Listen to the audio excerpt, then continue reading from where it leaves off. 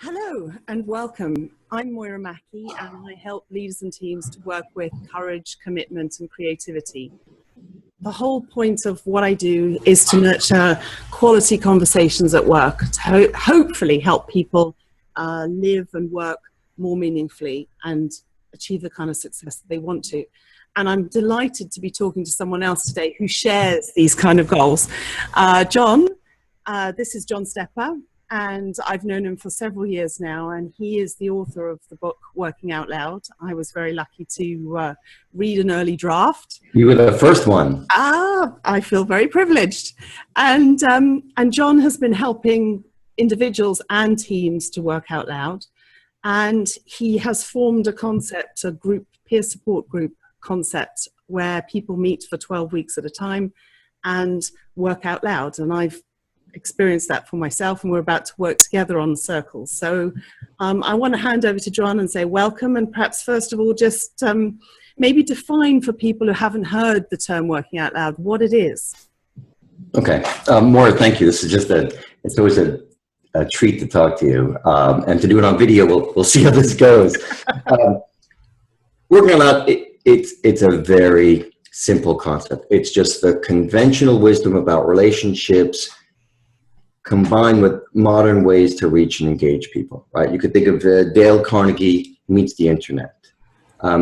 And it's a way to accomplish your goals by building relationships with people, meaningful relationships that can help you make progress towards that goal.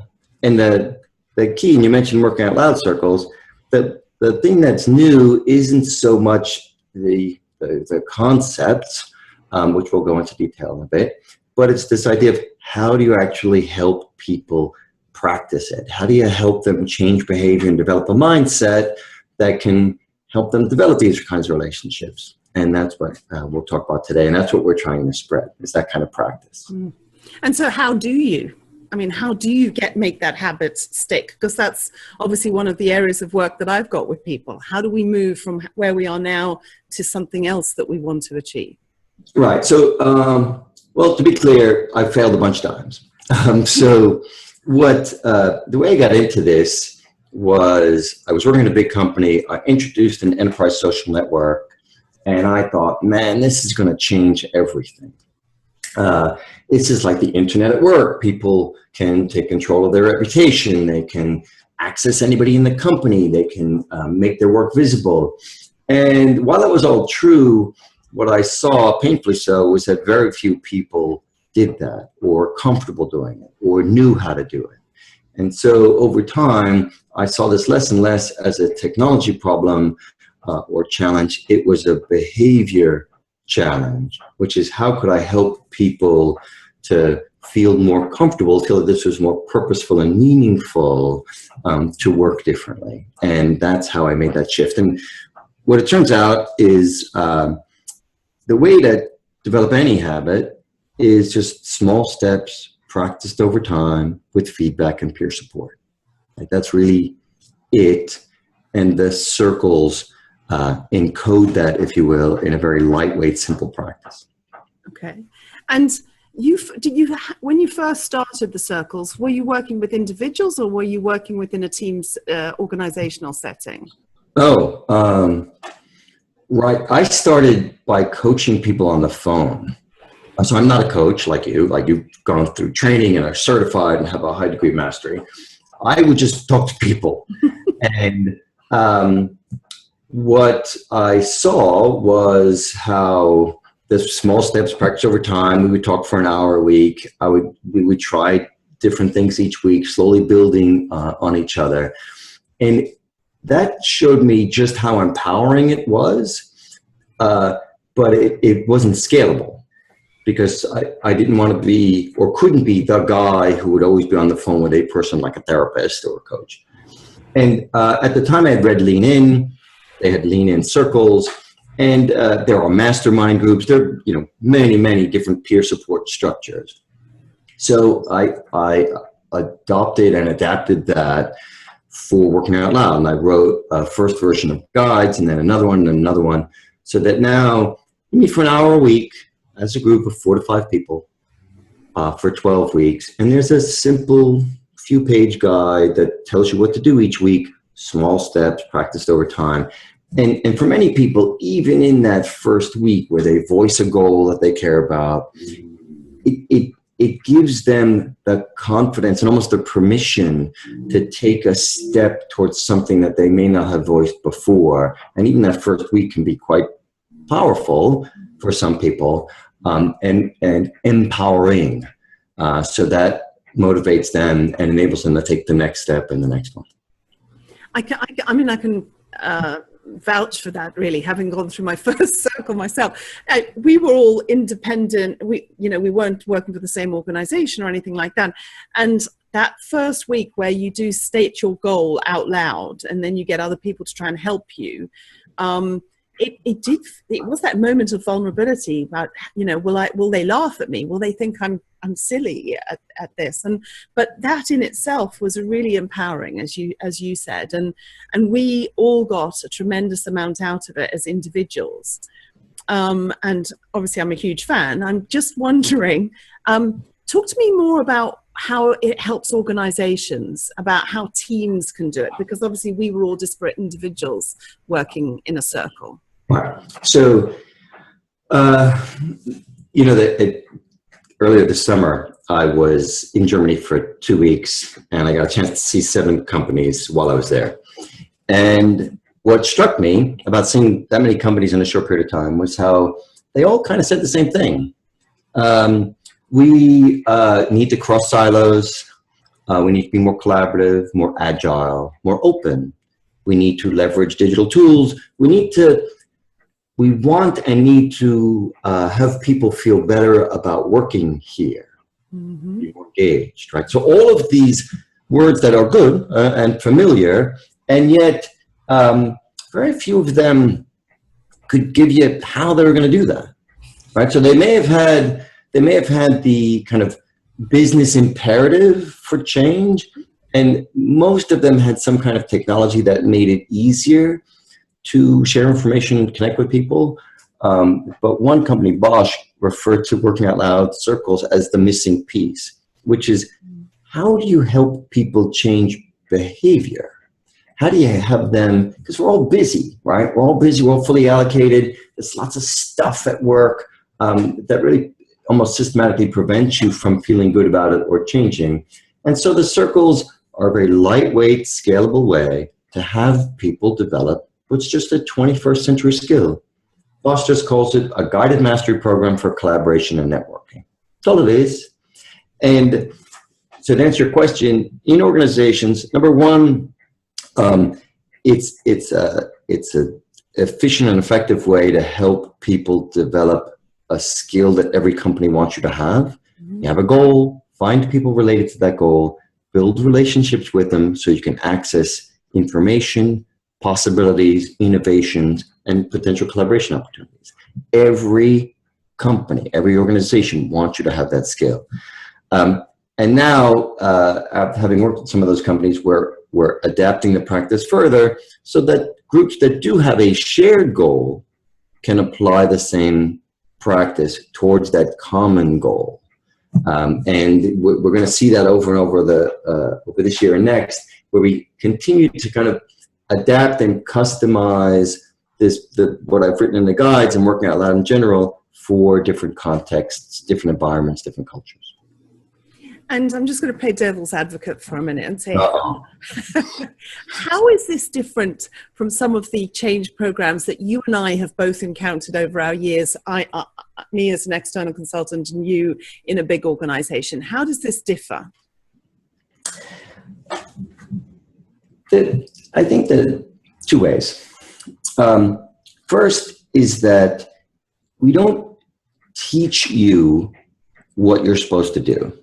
Instead, we have you actually do it over time. Right? So think about most change management programs. Maybe there's a culture program. Maybe they spoon feed you the 6 new values that somebody in HR came up with, right? Yep. And then you go to the mandatory training and you leave, and that's kind of it. Well, I mean, it's not bad. It's just not terribly effective. Mm-hmm. And so the first difference would be the circles help you experience a different way of working in a confidential, safe environment. And that's very rare in the workplace. That'd be number one. Number two is that it's very much intrinsically motivated, which kind of flips change management on its head. Change management is usually people doing change to you. Absolutely. And you know, if you've read any books on change, and you certainly have, that's not how change works. So what I've designed the guides to be is in this whole process is to tap into the intrinsic motivators: autonomy, mastery, purpose. You want a little bit more control, a sense of getting better, increased competence, and a sense of connection to something bigger than ourselves and to other people. And if you can tap into those, that's what change management is. That's creating the environment where people can change themselves, not imposing change on them. Right. And those could be differences. Now, it strikes me, though, that you might meet some resistance in trying to promote this. Do you want to just talk about this a bit in terms of resistance to change? Because I'm obviously interested in that. Yeah. Right. So there was a quote today, and I'm sure I'm going to butcher it, but basically, you know, there are people who earn their living from keeping things the way they are. And so they're just set up to not want to change this thing. Now, having said that, you know, I've worked in big companies my whole life. I saw the futility of throwing rocks at the machine. Like, a hierarchy's bad. We need something else, right? The future of work is this. I mean, that it might be interesting reading, but you really want to help people have a different experience every day, feel better about work, make it more effective and fulfilling, right? So in order to do that, just railing against the machine doesn't help. Here's what I found is three things. One, you don't need everybody, right? So I made that mistake before. Seth Godin talks a lot about this. Look, you're not trying to please everybody. That's a fool's errand. So you're trying to start with the first 1%. Start with the first 0.1%, right? Start with those early adopters, and then it's like a pebble in a pond. You ripple out and you touch more and more people. That's how movements start. Don't start with the curmudgeons who aren't going to like anything. Start with the people who really believe, and then equip and empower and connect those people so they could spread it for you inside an organization. One. Two, I purposely made it easy. That's why all the public guides are free. I made it easy so that it could just take one person to plant circles in an organization. That's what happened at Bosch. That's what happened at the Australian tax office, right? Where some lady in Adelaide, Vanessa North, says, I like this idea. I'll start it. She spreads 10 circles, and now they've got another 20.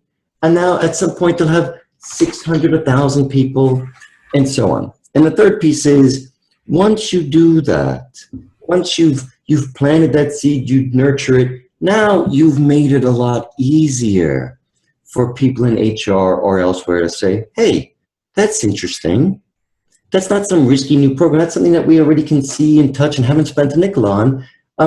How could we do more of that? How can we adapt it for our organization?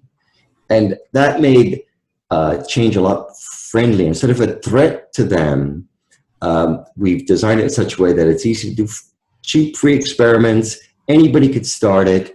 And then at some point, we can use the institution as a lever to amplify and accelerate, as opposed to something that we have to defend against. Yeah, and forced upon people. Yeah. And it strikes me that you in trying to plant the seed and get those circles, you were actually practicing autonomy. You were allowing whoever chooses to do this, to take it and run with it. You weren't precious about keeping control, which is what I certainly identify in lots of change programs in organizations, that it's driven from the center. This strikes me as essentially a democratic process.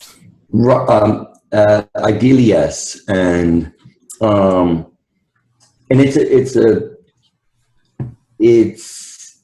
I've had my own ambivalence, maybe is the word, or where I've seen organizations, sometimes big companies are like, hey, thanks very much. We're spreading circles and we put all your stuff on our intranet and, you know, thanks.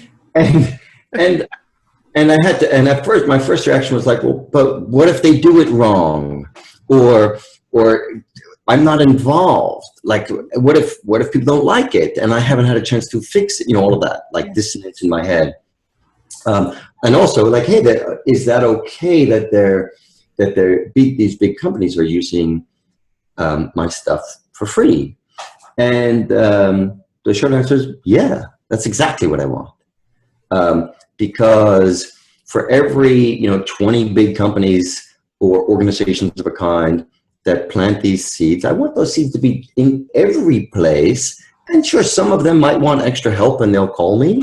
But if they don't, mission still accomplished, which is that I've reached some people I would not have reached otherwise in some organizational context so they could experience a better way of working. Yeah. Great. And then, like I said, every 10 or 20 of those, somebody will say, look, can you help us adapt the guides or train people or whatever it might be?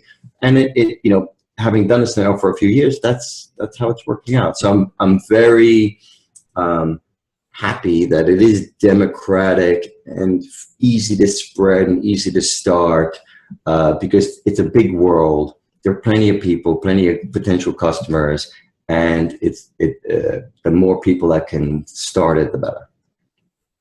And as I was listening to you, you mentioned it earlier. You said you failed a lot, but it sounds that you've. You had to pick up on that. But you've had a sort of treated this as a series of experiments, and I just wondered what your biggest lessons have been so far. Yeah, failure is kind of the new black, Okay. Well, because it's failing, and it's a certain kind of failing. So one of the books that shaped my thinking quite a bit is Lean Startup. And at first you might think, well, I'm not a startup, so it doesn't apply to me. But it applies to almost anything you're trying to do, which is, instead of the huge, if you're going to build a building or a bridge, by all means, have a big plan. But for a lot of what we're trying to do, it is, you start small, you learn, you get in front of other people and get feedback as soon as possible. Like, that's really what Lean Startup is. You create a minimum viable product, get it in front of other people who would use it before you spend a nickel. All right. And then keep iterating on that. That's what I do. So, right, it didn't cost me anything except some time, mornings and weekends, to write something, show you a draft of the book, right? Show people circle guides, coach them on the phone. That became this, that became this. And that's, in general, how I work, and I guess to some degree how I live, which it doesn't mean you don't have a direction or an aspiration, but it's just not a plan with a capital P. And that means generally it's less risky because you're not expending a bunch of resources on something that might not work. But it's also much more open and inclusive so that other people can contribute and shape it and make it better. And perhaps not as emotionally scary as well with this big thing. If you've got. Okay, so that's right. One of the elements of working on is a growth mindset based on Carol Dweck's research and her book. And that's exactly right. It makes it easier to frame things as a learning goal. So if I mentioned I'm going to do working out loud for teams, right? And we also have a working out loud for leaders. Odds are that it will not work. Like my 1.0 will not work. But if I think of this as, hey, this is something I'm going to sell to clients, and if it doesn't work, I will, I have to sell the house, it kind of all the stuff that goes on in your head. Instead, it's 1.0. I'm doing it so that I can get to 2.0 and 3.0, and it's all about the learning. So I am expecting things not to work. I'll try my best, but I'm still expecting things not to work so I can iterate more quickly and get better that way, as opposed to trying to make 1.0 perfect. And that, I think, has been a real lesson for me in watching you work, has been that instead of making it this, trying to craft this perfect thing, is to get feedback very early on from people and learn from the feedback. That's something that I've really learned from watching you, because my tendency was to keep everything to myself until I felt it was ready and then launch it on the world. And you've kind of... I think that welcome to being a human being. Like, I think that is just, that's what I've done most of my life, and that's what most people do. It feels less scary, to your point, but it's necessary. It's also, in a sense, lonely and actually riskier. Mm. So when I expose my early work to an audience, it does two things. It builds trust, because now they know me, like the people at Bosch found me from blog posts, before the book was out. It lets them, I'm not some guy at a distance. I am that little bit of vulnerability lends itself to the beginning of a relationship. Mm. And once again, the feedback makes the work better. So I get a better product. It's still hard. So when I gave a TED talk, TEDx talk in April, was I, out there sharing my TEDx talk as much as I was supposed to be? No. You probably had enough fear to deal with, though, didn't you? I had enough fear to deal with. And yet, fear of telling people what you were going to say. That's right. And yet I got in the living room in front of my wife and a friend and gave my talk, and it was grossly uncomfortable, but it made it better. And so even though I didn't do it as much as I would have done, I did some, and I learned that, the next time, more. So right. And that de-risks the whole thing, as opposed to standing in that red circle, hoping 1.0 is going to work. Yeah. Yeah. And so, speaking of vulnerability, I remember there was, you wrote a blog post, and your wife, who seems to be a perfect sounding board and constructive critic, said, I love my wife. Hi, honey. She said, is it just blogging? Then I remember that wasn't a good day. Yeah. But I have a lot of people raise that and say, working out loud, I'm not a writer, I'm not a blogger, I'm not this, I'm not that. So I wondered if you'd speak a bit to that, about the concerns about what working out loud really entails. Right. Okay. To this day, my wife kind of hates the title of the book. And because she's like, but that's not what it is. So, working out loud originally, when Bryce Williams wrote about it in 2010, it was about making your work visible. So observable products like artifacts, presentations, that kind of thing, but also narrating your work in progress. And I said, that's great. And it makes perfect sense, and for a lot of reasons. However, very, very few people will do that for the reasons you just outlined. It's uncomfortable. And it's also extra work. And what can feel like extra work.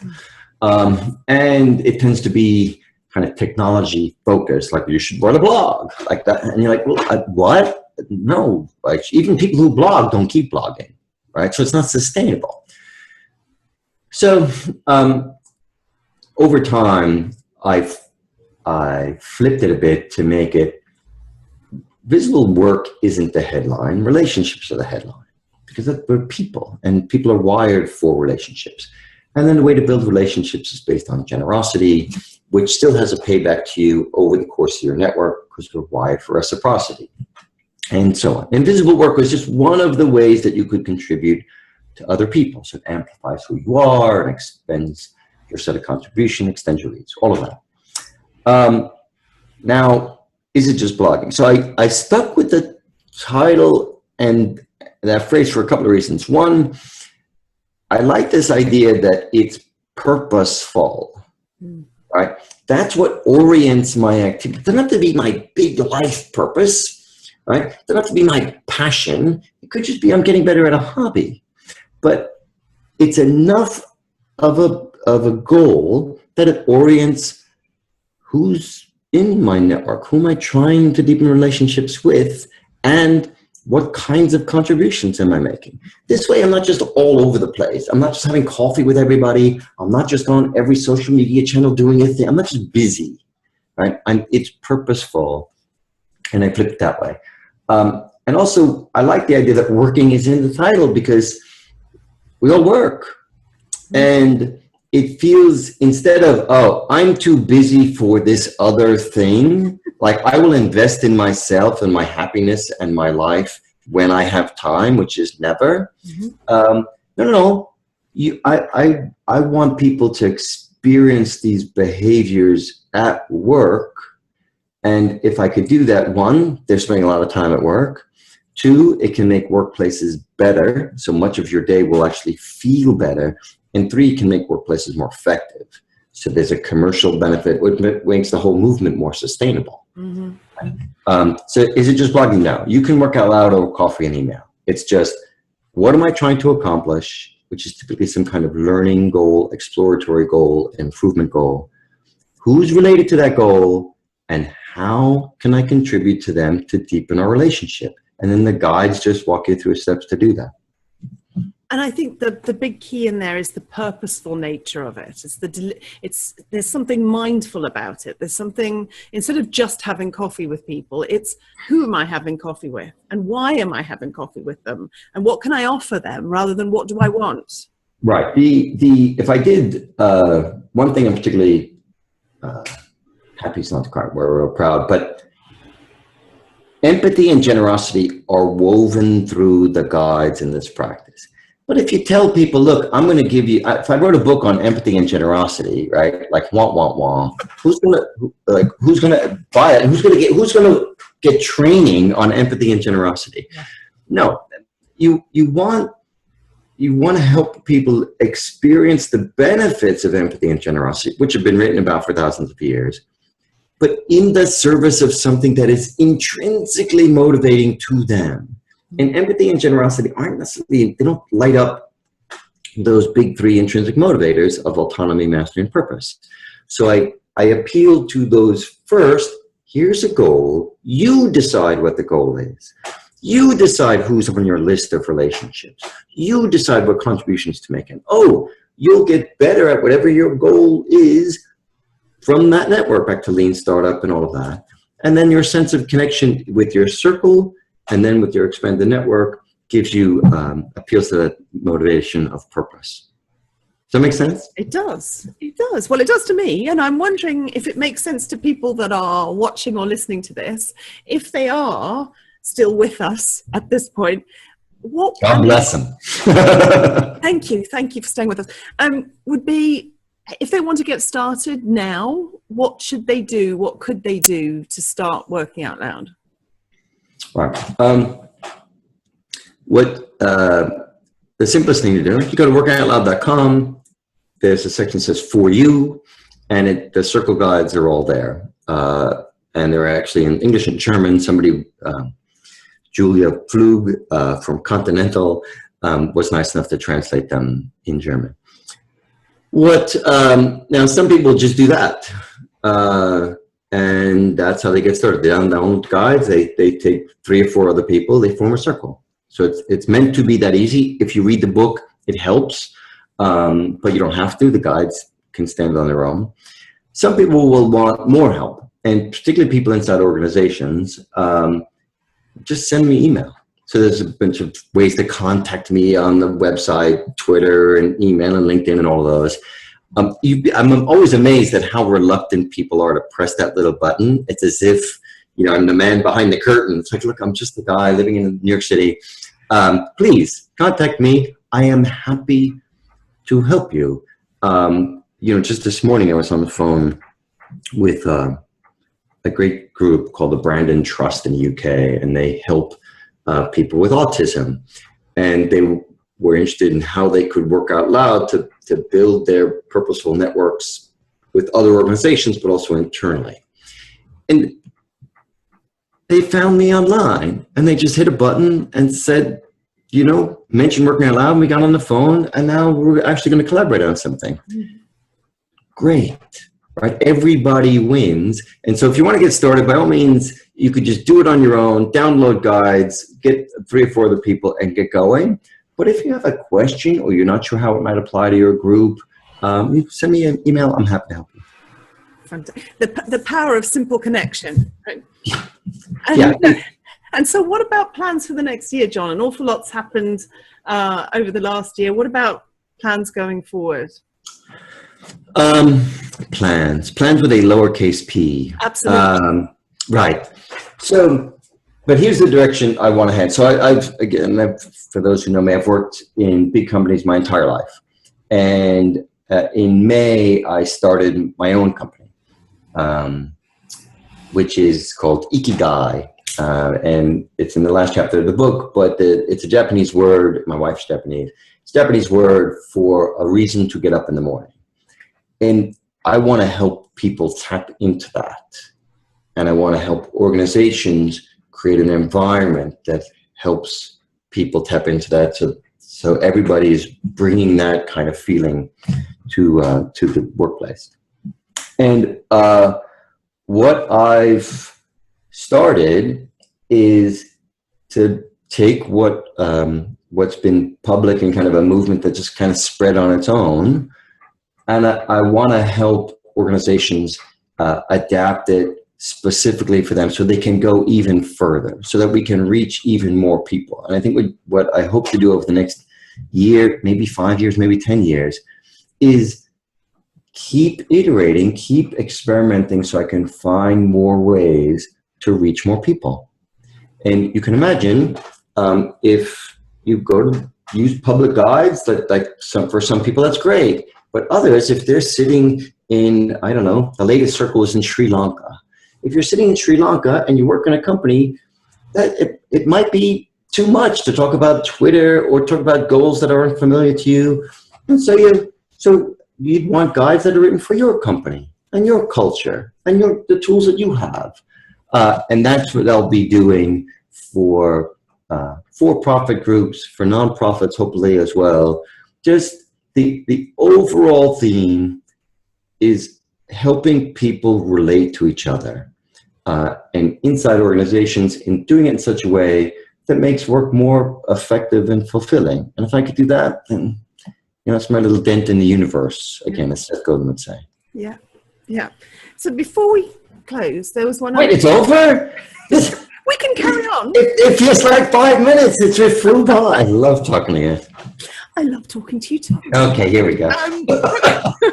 What was I going to say? I was going to say that one of the things I really have enjoyed and has been personally inspiring to me is, as you write and as you read, you're clearly applying the things that you're writing and reading to yourself. It's sort of an experiment, really. And so I want to know what you've learned, because you've clearly changed quite a bit. I mean, I know I read your early blog posts, and your earlier blog posts were very work-oriented and very focused on getting this movement into this company. And it's over time, it's expanded, and it's now really about the whole person. And I just wanted you to talk a bit about how you see the evolution of John Stepper. Oh, right. Okay, so I think yes, what you saw is what I've felt, which is that, as much as when I started writing maybe 6-7 years ago, it very much felt like I was trying to come up with a thing and sell the thing. So it wasn't terribly personal. And since a lot of this is about behavior change, what I wound up doing was experimenting on myself and my own behaviors.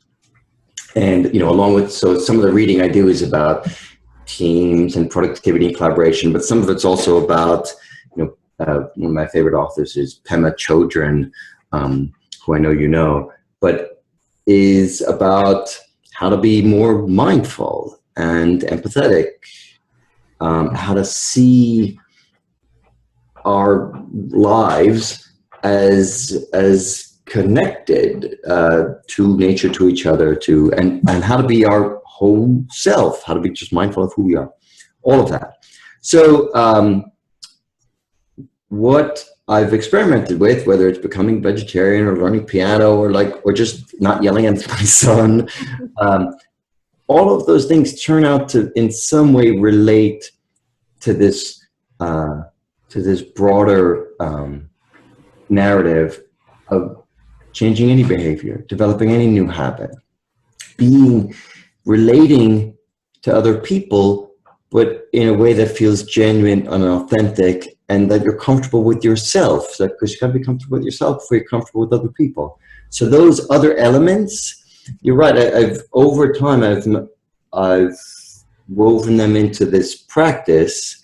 So it does feel, people at Bosch said, things you like about it is it's simple and it's human.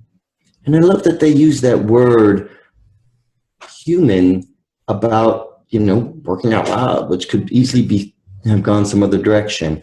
It's really, really meant for you to take control of your own career and life, feel good about it, take a step, tap into those intrinsic motivators, and relate to other people in a genuine, healthy, human way.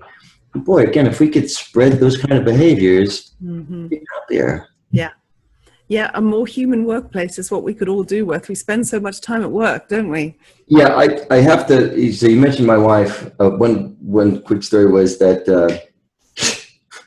she did say that this is, for people out there who are married, they'll appreciate this. She gave me the highest praise a wife could give you, which is, you're better. Which, and of course, part of my brain was tempted to be like, compared to what, darling? But version 1.0. yes, like, I guess but what she meant, and even my daughter, who's 8, commented on it, is just, I'm just happier and calmer. And it's a lot of things have gone into that, but it's tapping into autonomy, mastery, and purpose, and doing it in a way that's actually me, not me trying to be somebody else or trying to pretend something. So you're right. I am, so to speak, drinking my own champagne, trying to embrace this practice as a way of work and life. And it's helped me. I'd love to help more people discover those kinds of benefits for themselves, whatever that means for them. I could talk to you all day. And we will, but just not today. Just not today. I just want to say thank you for all of this. Thank you for sharing your thoughts. Thank you for sharing the evolution of how Working Out Loud came about. And what comes across is the passion for spreading it further. So perhaps we should schedule one of these in 6 months' time and see how we're doing and see how big that dent in the universe is. Thank you. I look forward to that, and I look forward to working with you, making that dent even bigger. Moyra, thank you. I really appreciate it. Thank you, John. It's been great. Okay. Bye. Till next time.